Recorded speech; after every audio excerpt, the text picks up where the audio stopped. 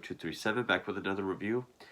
And this is not only another random first time watch, blind watch of Hulu, but this is one I've wanted to see for a few months now, and it's also another release by IFC, or IFC Midnight, which, if you follow my channel, you know I am a huge fan of IFC. It's currently, as far as modern or more recent horror films, it's my second favorite company behind A24. Say what you want about A24, I think they're great. And when I heard about this film, I didn't really know what exactly it was about, but I did see it got a lot of praise, a lot of acclaim, and it's actually from a first-time director. And lately, debut directors have been making wildly good films. And the fact it's released through IFC had me had me hooked instantly. It came out in 2020. It premiered at a film festival in 2020, but it was released here in the States in January of 21, and the following month in Iran, which this is an American and Iranian co-production, but it's the first American-made film, or film to have anything to do with America, to be released theatrically in Iran since the revolution of 79. So I thought that was pretty interesting. And it is The Night. So yeah, as I said, I saw this on Hulu, and unfortunately, this is one of those movies that, while it has a really, really good concept, and could be a very cool, thought-provoking concept, and it is very, very well made, beautifully shot, well acted, tons of really eerie, creepy atmosphere. I would have to say this might be more style over substance. I was kind of left underwhelmed by the effectiveness of like the story and the execution, but I thought it was very well made. So this first time director is Koro Shahari, if I pronounce that correctly. There's a lot of Iranian names attached to this, so I'm probably going to get a lot of these wrong. Written by Milad Jarmus and Ahari. Again, I apologize if I get all these names wrong. It stars Shahab Hosseini, who I think is a pretty acclaimed actor. I know he's won Best Actor at least one festival. Niusha Noor, and then George Maguire and Leah Oganian. Maz Makani did the cinematography, and Nima Fakrara did the music. There's not too much I can say about the music. It is a very quiet film. There are a couple loud moments. But one thing it does do well with the music that I've always loved, and it's kind of Lynchian along with some of the camera work and the way and the atmosphere, is when we hear a song like playing over like the house speakers or whatever, it's very muffled and muffled, distant, and echoey. And I always thought that was creepy. Like I used to work at Walmart, and when I would walk through the back walkways alone when no one else was there, and it always played older music, I always thought it was kind of creepy and atmospheric. Yeah, put out by IFC Midnight, and it only made 44,000 at the box office. I'm not sure what the budget was, but it did receive some acclaim and currently holds a 79 on Rotten Tomatoes. The story I really like. Now, the story kind of reminded me both of elements of Jacob's Ladder and 1408. Take those films, maybe a little bit of The Shining, not too much, which RogerEbert.com did say that this was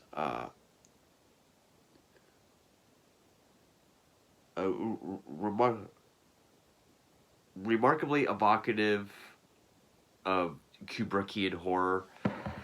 I wouldn't say so much as the filmmaking. The filmmaking didn't really look Kubrickian. It didn't have that a meticulous cinematography or scene setup or anything, except for when it had some of the long corridor shots. Then I could see the Kubrick feel. I think it was more so just the ambiguity of it. You know, it is very ambiguous and open, like The Shining. Plus, it takes place in a hotel with a dysfunctional couple with a child. But it does feel more Lynchian than Kubrickian because it is very otherworldly, surreal, dreamlike, but in a very unnerving, unsettling way. And it's basically about this couple who you can tell they're kind of on the outs. They don't really get along. They have a newborn baby. They're hanging out with some friends at a friend's house, having a get together. They go to leave, which actually they're Iranian immigrants. I think he arrived first, and then she came later. But you can tell that they're not really getting along. Their communication is very not good. But he'd been drinking. She has a suspended license, so they opt for him to drive. Not the best idea. Their GPS kind of starts going crazy, which is kind of a telltale sign that you're getting a supernatural horror film. But that's kind of the only telltale cliche that they use that I noticed. And supposedly this trip home should only take a half hour, but they've been driving for hours and not getting anywhere. They decide to stop off at a hotel. They stop at the Hotel Normandy, which is this very classic era hotel that's somewhere in California. They check in, and it kind of has this air of definitely David Lynch, but it also reminded me of the Coen brothers film, Barton Fink. Just this very off hotel clerk, and just the look of the hotel. They check in, and this night just does not end. They're both tired, extremely tired. They can't get any sleep. And they start off hearing noises that at first are just kind of bothersome, but they become more and more unexplainable and more sinister as time goes on, until they both reveal their secrets to each other. They both have some secret that's eating away at them that could potentially help their marriage if they just tell each other. But they're both each keeping something from one another, and that's why they're being taunted by these ghosts or spirits. It's very ambiguous as to what it is, which I do appreciate. Which technically, given by what these secrets are, they probably are ghosts. It's at first I was thinking maybe it's the manifestation of their guilt or whatever they feel about these secrets, sort of physically manifesting itself to just bother them or haunt them. But given what their secrets are, I think it's safe to say that these are ghosts. And just the night will not end, and they cannot leave the hotel until they do confess these secrets. And that's basically the movie. And it is very well made. It's beautifully shot. I mean, whether it's when the power is on and you can actually see this creepy hotel, or the power's out and their only light is like an iPhone flashlight or the neon lights from outside flashing in, it looks great. Even the old cliche, this was another cliche, the classic cliche of the corridor expanding in a POV shot. But even that looks really different and new. You know, all the doors and walls are all out of focus. It does have this very unsettling, otherworldly feel to it. Like the way people talk, or just the kind of people they are. Like the hotel clerk talks about how he met Bobby Kennedy, and he saw all these famous people come and go, alive and dead, as if to say he's been around forever, kind of like a ghost.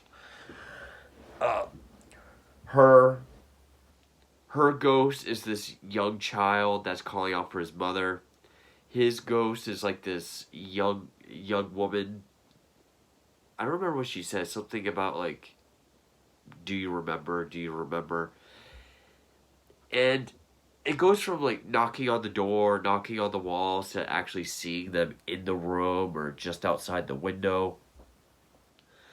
And it does keep building up, but it's kind of one of those movies that you kind of gotta let marinate. You kind of gotta give it some time, mulch over it a bit. Because this was a movie where, when I first finished it, I was kind of like, I thought the ending was interesting and a ballsy way to kind of end it. But the more I thought about it, I was like, okay, now I get it. It does make more sense now that I think about it. I will be doing spoilers, but before I do that, I do want to say that yes, this is a very slow burn. It does. It is pushing 2 hours. It is around like the hour and 45 minute mark. It is a movie that takes its time. It is a very, very slow burn, which, I mean, again, if you follow my channel, you know those are usually my kinds of movies. I like slower burns. I like ones that take their time. But this one might take a little too much time. It really gets to be like around the hour mark. Does it actually come to light what they need to do? And even then, it's not super direct with it. And it does handle kind of heavy material, kind of. But, I mean, I've seen some movies handle even more modern movies like 2020, 2021 have a less heavy subject matter, but be done in a more thought provoking, more effective way. Like, I would put The Feast over this. I did think The Feast was a better movie. That's not to say anything bad about this one. I would just say that the way the subject matter was handled, it was, I was left a little underwhelmed. But it's still a beautifully made film, and especially for a first time director, that's, I mean, that is very impressive. But don't go into it thinking you're gonna get this like scare a minute kind of film. It's not super artsy either. I mean, it's not like the artsier IFC films or A24, but it is very well made. It is very well shot. Uh, Lots of cool camera angles, and most of the uh, overly artistic stuff, I guess, would be sort of the ambiguity and just the atmosphere and the tone. The atmosphere and the tone is the most effective part of this film. Again, it is very David Lynchian. It reminded me so much of David Lynch. A lot like Eraserhead, a little bit of Mulholland Drive. It just has this dreamlike quality. And I have heard some people say that the dialogue feels kind of choppy and unnatural. I did kind of pick up on that. I don't know if that was intentional to make it feel more surreal and dreamlike. I'm not quite sure, but I mean, if you're okay with just a well-made movie, then I think you'll enjoy it. Or something with really dark and unsettling atmosphere, then I think you'll enjoy it. But if you didn't really like movies like, say, you know, if you didn't like The Feast, or if you didn't like The Lodge, or slower burns like that, then you're not going to like it. This is not a scare. It's not even a jump scare movie, really. I don't think it really has any. But it's one of the more ambiguous films I've seen in a while. Even some of the more scare moments, it doesn't really show us anything. Like, there's a part where the husband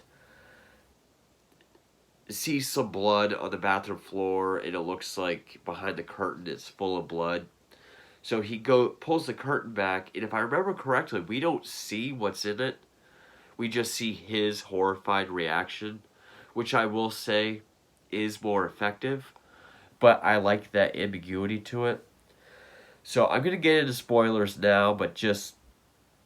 And also, I feel like I do have to say, there is a warning in the beginning for people who are susceptible to seizures because of flashes, which I'm seeing pop up a little bit more now. That happened with In the Earth as well, but I really think that only applies to the elevator scene. I can't really think of anything else that really had like a lot of flashes, but I did enjoy the film. I just thought the way it tackled a really cool concept, like this never-ending night in this hotel that won't let you go until you confess your sins to each other. I love that idea, but I feel like there's both their secrets and the way it was handled was a bit underwhelming. So, spoilers now. So, so she's seeing the young boy calling for his mother. He's seeing the young woman. Uh, I mean, first thing they try to do is they try to call the cops because they think someone's harassing them. A cop shows up. He doesn't really either believe them or really too happy to see them. He feels like they're overreacting or excuse me, or you know, not being serious. But the best part about that scene is he has to hold the baby. They let him, so he's holding the baby. Then there's a knock at the door. He says, "Oh, that's probably my partner. Go ahead and let him in." But when the husband goes to open the door, it's the same cop again. And when they turn around, the cop is gone and the baby's on the bed. So, almost like time is just replaying itself, and it does kind of give it that never-ending dream feel. There's also a painting early on in the film when they first get to the hotel of a man back to looking at a mirror where his reflection is back to. That does come into play at the very end. And, they try to leave. They get to the car. He forgets his keys. He runs up. She encounters a homeless man who speaks her language, and he says they they they hear the truth. Morning will come. Pretty much say, just tell the truth, and the night will be over. But she doesn't quite know what that means just yet. The power's still out. The husband gets stuck in the elevator. He keeps seeing the young woman. And at one point, she does say, 5 years ago, I know what this young boy is. 5 years ago, when you left, you were supposed to return, but you never did. I didn't know if you were. I didn't want my baby to not have a father. So when I was pregnant, I aborted it, and I never told you. And as soon as she said it, the lights come on, and I thought that was effective. It's a good way to know that okay, they're telling their secrets. Moore's gonna get better. He's still unwilling to reveal his secret. We do find out what it is, but I guess that's just what keeps the movie going. He's unwilling to confess his secret. He also keeps seeing this black cat, which I think at one point was CGI. The doors are locked. It still won't let him out, so he tries to find an alternate route. So he's in the kitchen and he sees the young woman again.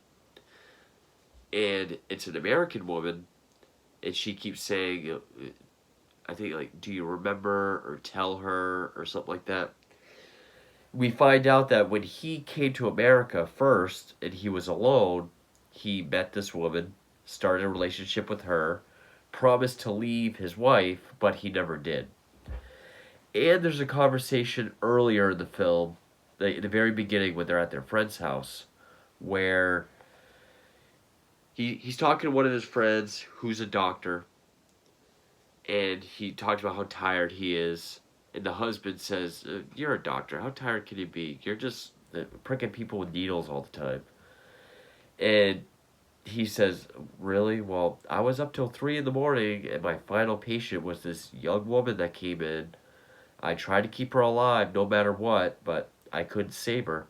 And then he leans in to tell him something, but then the guy's wife walks in, so he stops. And that's important because while he's in the kitchen and they're not apparitions, they look like actual people. They're not horror movie ghosts. There's no white makeup with black eyes. They don't do the thing. The, they're not Blumhouse ghosts. They look like actual people. In fact, it's kind of creepy how the first time we see the boy, how he's just staring at her in the doorway, and then he just kind of, then his body shifts really quick, and then he just walks. And so he's frantic about the woman in the kitchen, and then the wife comes up behind him. He turns around, he stabs her, without knowing it was her. And so then after that, he still tries to find a way out. He goes down to like this boiler room area, which I love how that's shot. And like I said earlier, whether the lights are on or it's a very dark scene, I love the way it's shot. It's a beautifully shot film. He somehow ends up in a hospital, and he sees his friend as the doctor trying to keep this woman alive. And I think it's implied, but not direct, that that woman from 3 in the morning that he couldn't save was the one he had the affair with. And maybe that's why she's appearing as a ghost.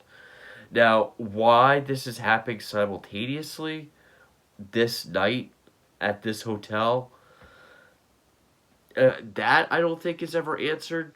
I mean, I guess that's one of the Kubrickian ambiguities. There are a couple plot lines, like they both have matching tattoos, which in the beginning when they're at the friend's house, the friends ask her, because it's like a rainbow shape with like a bunch of symbols and stuff in it. They ask her what it means, and she's like, oh, I don't know. I picked this out of his book. It's something he did. Now, you could say it's a curse or a spell. Or, when that girl died, it gave them both a secret to tell, even though their affair was some years ago. But if there was more information as to why it's this night at this hotel, maybe the hotel is haunted, and that's just why this is happening to them. Like, the haunting projects their own demons outward. But this is a movie where all the hints are very subtle. So if you're not paying 110%, you will miss stuff. So like that's why like when the friend talks about trying to keep the girl alive at 3 in the morning, he has that vision of him being in the hospital and seeing him, or the whole thing about, oh, I don't know what that means. I picked the tattoo out of the book. As to why after the husband sees his doctor friend, the vision in the hospital, he just takes a scalpel and stabs his tattoo. And then when he wakes up, it's like that wakes him up and he looks, wife and babies in the bed next to him. Things seem to be fine. It's like he did that, curse is over, everything's normal. But then he goes in the bathroom, and like he waves at his reflection, and it's fine. But when he turns around, the reflection stays. The reflection just stares at him.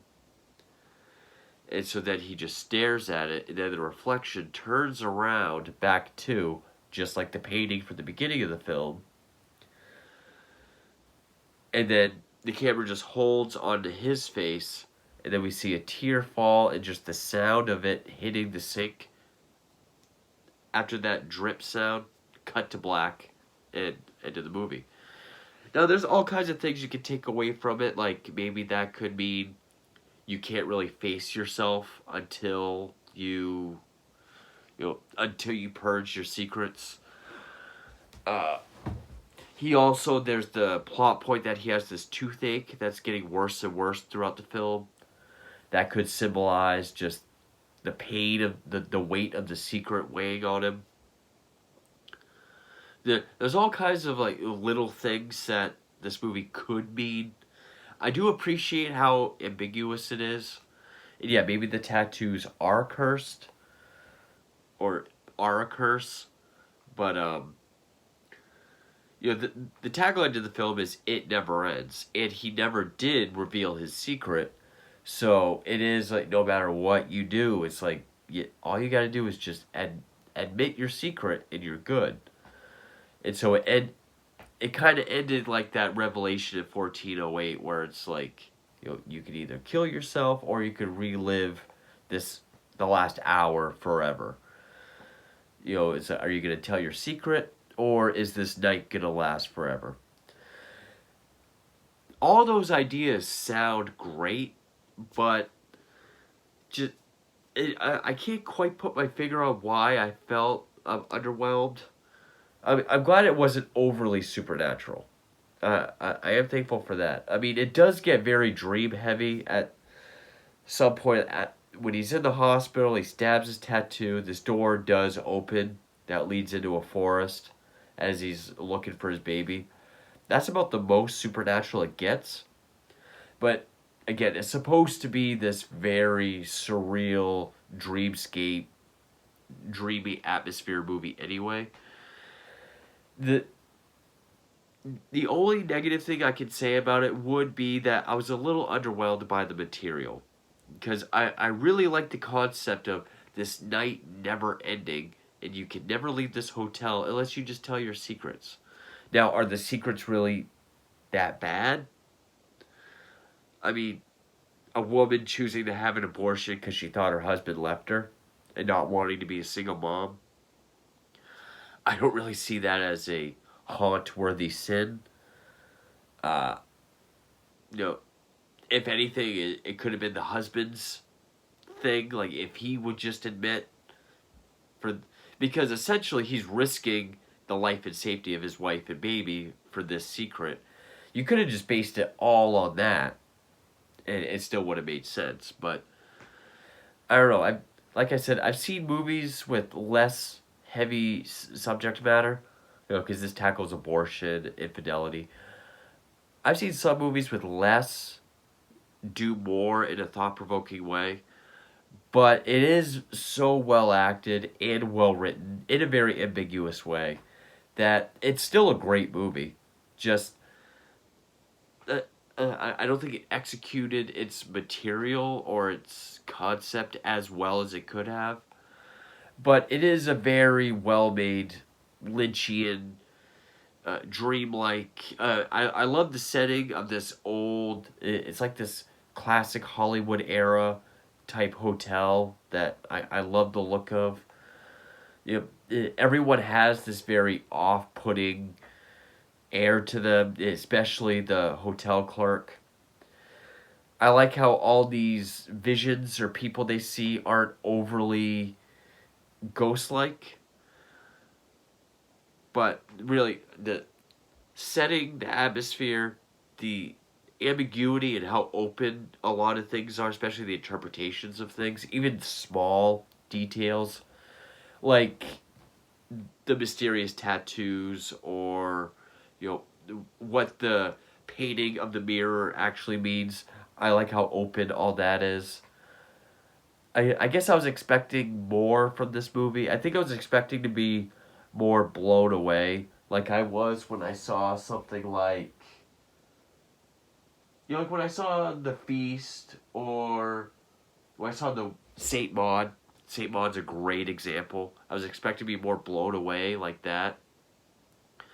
But it's still a very good, very well made movie. And definitely one of the more effectively surreal and eerily and unnervingly atmospheric films that I've seen in a while.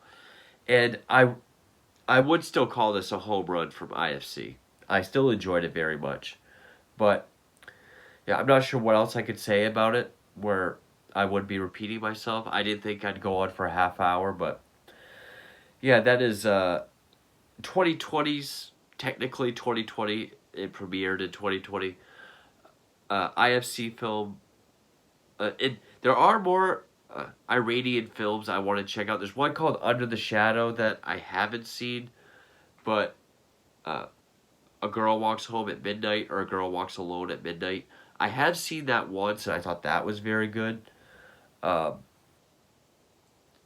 I can't remember the scene, but there is a scene where the husband sees something, and it's like this rising, very a Middle Eastern chant kind of music. I thought that was great. I really liked that. But yeah, so my next chunk of reviews is going to be another horror franchise, classic franchise that I haven't gotten to yet. So, recently I did Child's Play and Chucky. I enjoyed going through all those. There's another very popular one that I haven't done yet, so that'll be my next bunch of videos. But anyway, that's 2020's The Night, and thank you for watching.